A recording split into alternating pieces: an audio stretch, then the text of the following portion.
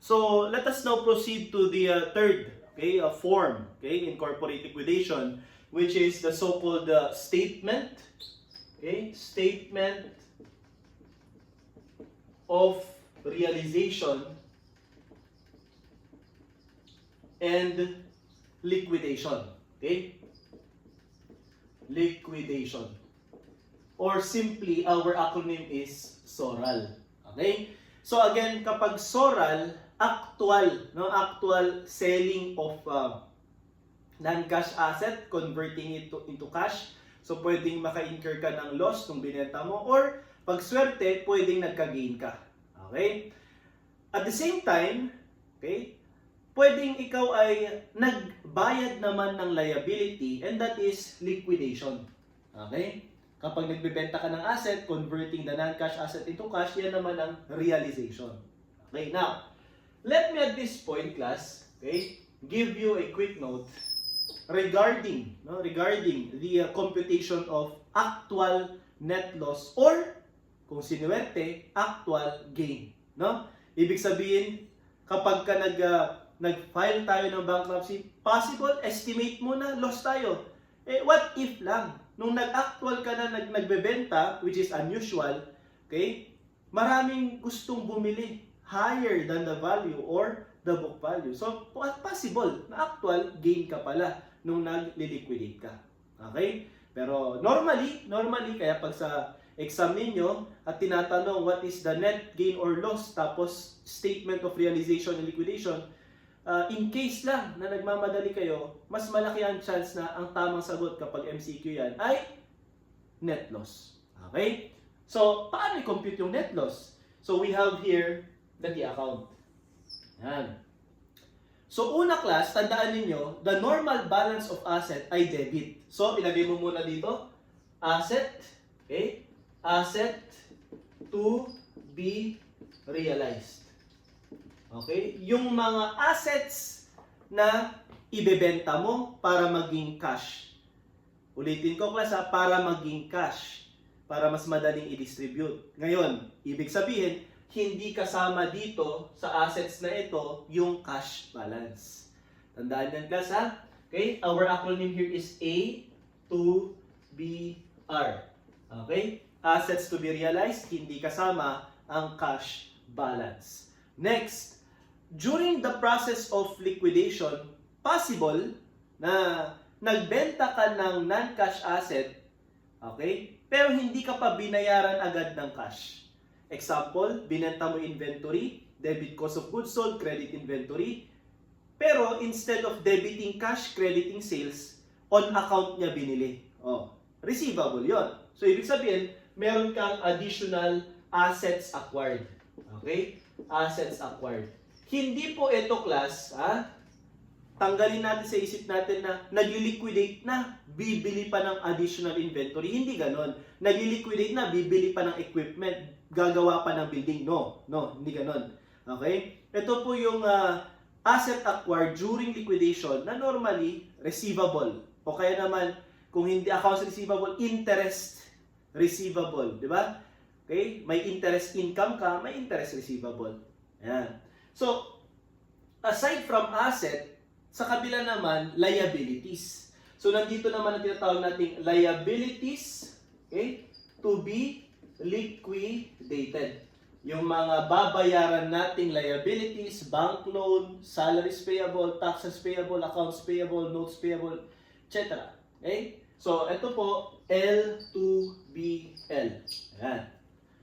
So, dito, A to BR, o kaya naman AA, asset acquired. At syempre, hindi natin maiwasan na baka naman ikaw yung may kailangang bayaran na hindi mo pa binabayaran ngayon at naidagdag this period ng liquidation, such as interest expense. Di ba? Interest expense, credit interest, liability or payable. Okay? So, pwede tayo dito na magdagdag ng liabilities assumed, or incurred. Yan. So, LAI, lie. Okay? Siyempre, hindi nagtatapos dito. Yung asset mo na kailangan mo i-realize, what if nabenta mo na, So, i-credit mo na siya. Debit cash, example, equipment, debit cash, nabenta mo, credit equipment. Okay? Kapag nabenta mo ng palugi, debit loss on sale. Pag kumita ka, credit gain on sale. So, ibig sabihin, meron ka ditong assets realized. Okay? Realized. So, AR. Yes, sir. Paano pag hindi ko nabenta during the month yung lahat ng assets to be realized? What will happen? O, ilagay mo pa rin sa credit, pero hindi siya part ng assets realized. Part siya ng assets, okay, not realized. Okay? And this A and R, lalagyan ko to ng box, signifying that these assets not realized will become your assets to be realized next month. Okay? So kung January, hindi siya nabenta ngayon, siya naman ang i-convert mo at ibebenta mo sa February. Magiging assets to be realized naman siya. Okay? Or kung ano yung period ng liquidation mo. Same with liabilities. Alamin mo kung magkano ang liabilities, okay, liquidated. Sir, bakit ko dinidebit yung LL, liabilities liquidated? O class, pagka ba nagbayad ka ng liability, what is your entry? O, debit ka ng payable. Example, salaries payable, debit, credit, cash. Taxes payable, credit, cash. Notes payable, credit, cash. Bonds payable, credit, cash. Okay? Sir, paano pag hindi ko naman nabayaran lahat? Example, sa lahat ng na-enumerate nating liability or payable, yung taxes at salaries lang nabayaran ko. Then, magiging part class ng liabilities, okay? Liabilities not liquidated, okay? Yung balance na yan. Okay? L, N, L. Like asset not realized, lalagyan ko rin po ito ng box. Anong ibig sabihin yan? Magiging liabilities to be liquidated siya the next period ng liquidation. May space pa po, no? Anong ibig sabihin nito, sir? Ibig sabihin nito, meron ka pang idadagdag. Kung mapapansin nyo, asset, asset, layab, layab, layab, layab, asset, asset. Puro balance sheet accounts. Di ba? Paano kapag ka may income statement account na affected due to such liquidation? Such as cost of goods sold.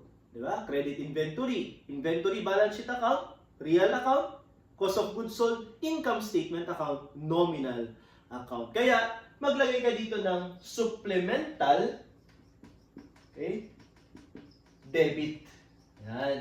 So, papasok na dito si cost of goods sold, okay, interest expense, budget expense, depreciation expense, etc. Okay? Or loss on sale. Okay? So, yung mga income statement account, supplemental debit. Sir, paano kapag kumita interest income, sales, di ba? Gain on sale. O, itong mga ito naman, supplemental credit naman siya. Supplemental credit. So, dito mo naman ilagay. Okay? At, i-total po natin. Okay? Total. Magkano po ang total ng assets to be realized, assets acquired, liabilities liquidated, liabilities not liquidated, supplemental debit. Magkano naman ang total? Okay? Ng liabilities to be liquidated, liabilities assumed or incurred, assets realized, assets not realized, and supplemental credit. So kapag ka-inad naman natin to, huwag mong kalimutang ineto. Di ba? So compute the net amount.